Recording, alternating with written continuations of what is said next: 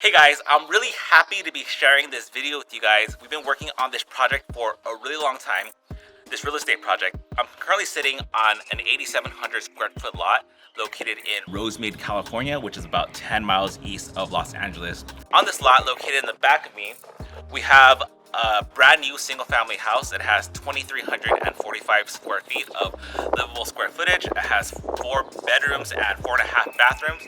Over here to the side of me, we have an accessory dwelling unit that has 1,155 square feet of livable square footage. It has 3 bedrooms and 3.5 bathrooms. We've been working on this project for over 3 years, and I'm happy to finally say that we're ready to put it on the market for $1.69 million. We're going to be doing a tour of this property today, starting with the ADU. So let's get started.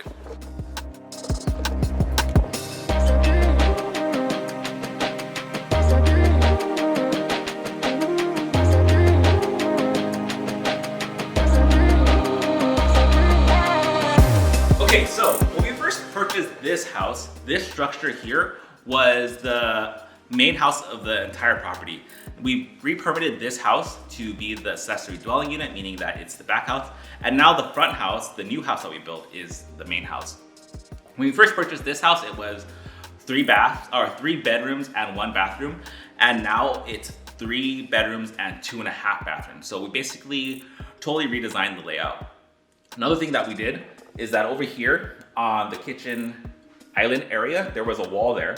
So we blew down that wall, and now this is an open floor plan. So the kitchen, the dining room area, and the living room area are all in one big room.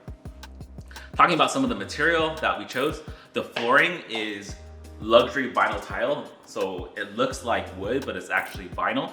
It's very durable, it's waterproof material. So the benefit of that is you can put it in your kitchens, in your bathrooms, it brings it all together. For our kitchen area, we have dual color kitchen cabinets. We have lower gray cabinets, upper white cabinets. Let's get a little closer to the kitchen area. These handle poles over here, we bought it on Amazon. These are gold handle poles. I think it gives a nice accent coloring, and we match that with the lights, and we match that with the kitchen faucet to bring the design all together. If you've seen my Airbnb before, then you'll notice that the design is very similar to the Airbnb. I think it gives a very modern look. It has a mix of warmth and cold. If you look at typical investment houses, I feel like they're very boring. Usually it's all white, but I feel like this type of design, it makes it look like an owner built it to live in the house themselves, instead of an investor built it to sell it to somebody else. One of the differences between this design and our Airbnb design is that we have a different backsplash. If you take a look at the backsplash here, it looks like stone, but it's actually tile. They're called large format tile. So it's just these tiles that come in large pieces, and we put these tile as close as possible. We've made the seam as small as possible to give the illusion that it's stone, but it's actually tile.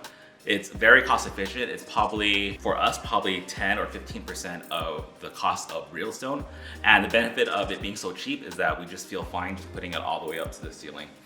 That's something that you don't typically see in houses that are investor houses.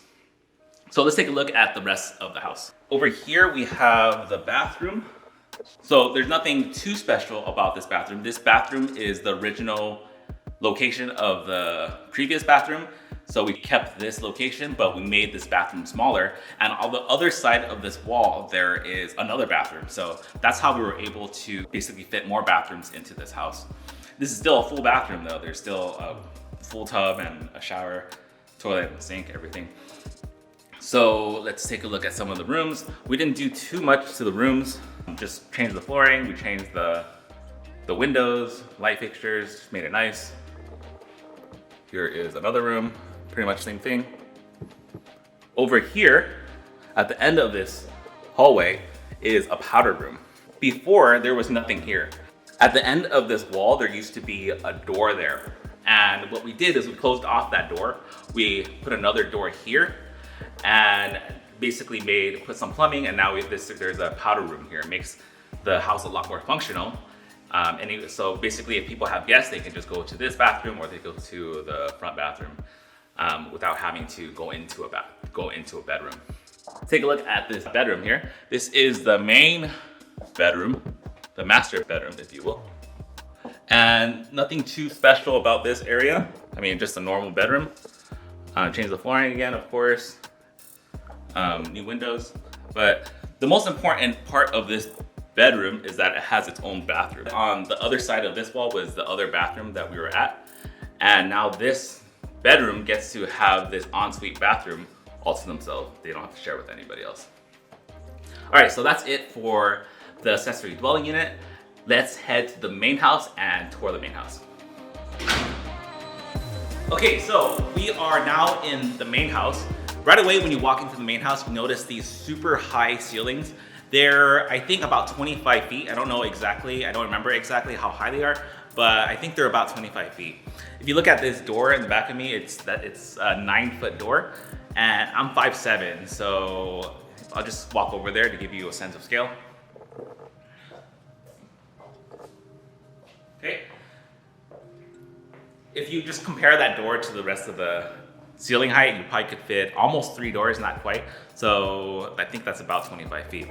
A lot of times when people walk through houses, I don't think they really pay attention to the size of doors. Normally doors are 6 feet 8, and these doors are 9 feet. And these 9 feet doors are throughout the whole house.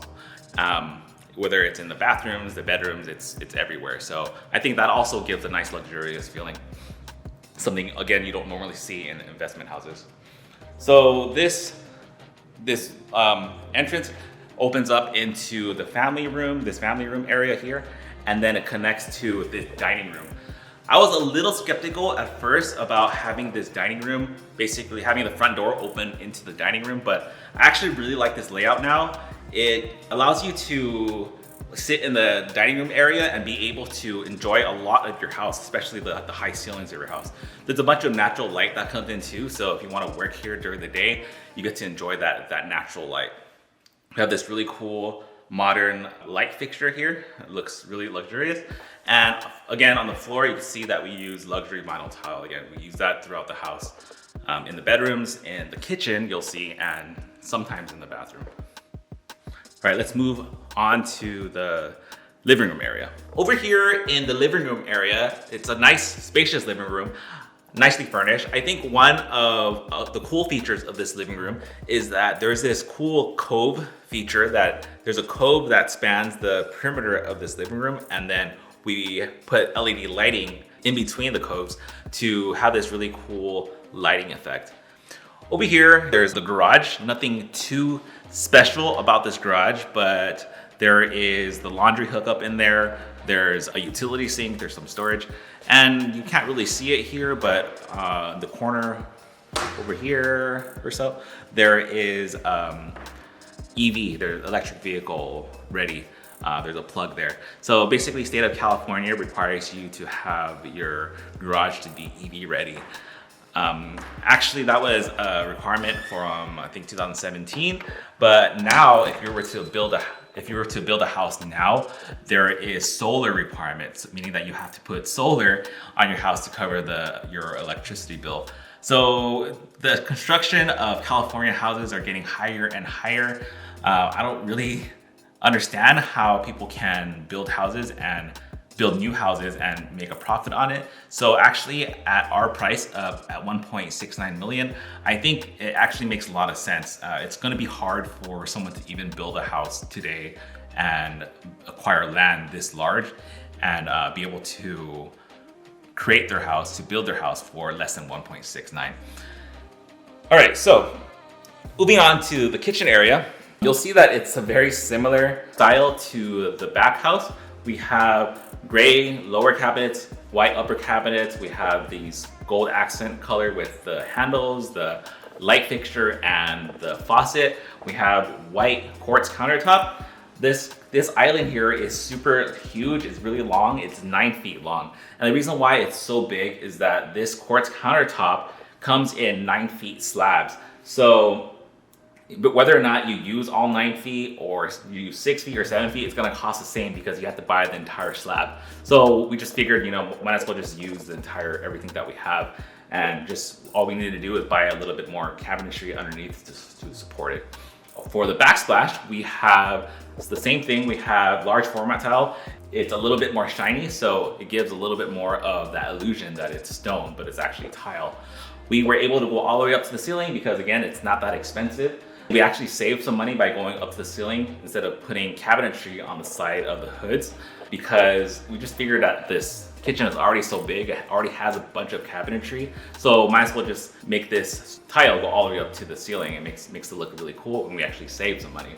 Another cool thing about this kitchen is the cove lighting feature. So up there we have this cove feature. We have LED light strips that are hidden. It just shines up to the ceiling, and it gives a really cool light feature that makes the place look a little more luxurious. All right, so let's head back to the dining room area, and we'll look at the powder room. One thing you might notice is that there's no fridge in the kitchen. The reason for that is that under the advice of our real estate agent, he said that it's not that important to have a fridge. So it's not going to affect the sell price of the house. So we just figured just save some money. The new owner will have that fridge, will buy their own fridge. So we're back into the main entrance of the house. And over here, there's the powder room. We have the tile going all the way up to the ceiling again, and then the ceiling here in the powder room is pretty low. And the reason for that is that the top of the powder room is there's stairs. So that's usually a place that is hard to plan for, but I think this is a really efficient layout to have a powder room underneath the stairs. Typically, you would see a closet here, but we decided to put a powder room here, making the place more functional again. So next to the stairs here, we have the first bedroom. Every bedroom in this house has their own bathroom. So if you live in this bedroom or any other bedroom, you have your own bathroom. You don't have to share with anybody else, and it makes it very convenient. So there's nothing too special about this bathroom, but we'll take a look anyways. The main difference between that bathroom and the other bathrooms is that this bathroom has some storage. I call this storage area the Harry Potter room. It's basically just the area underneath the stairs. And we use that as, we just basically decided to use the space efficiently, and we made it a storage room. We actually pulled all the network cabling there and all the coax cabling for cable TV if they decide to install cable. And we pulled all that cables into that room so that they can hide their network equipment in the future. All right, so that's it for downstairs. Now let's head upstairs. Okay, out of breath. So we're here on the second floor, and here on the back of me, you'll notice that there's all these windows that let in a lot of natural light. We have these cool light fixtures above the stairs, and we have this metal and wood stair railing that gives a little bit of a modern look throughout the house, as well as the light fixtures also give a modern look throughout the house. So on the second floor, we have 3 bedrooms and 3 bathrooms. We have this area here is just like some more storage area, somewhere to display your art if you have any.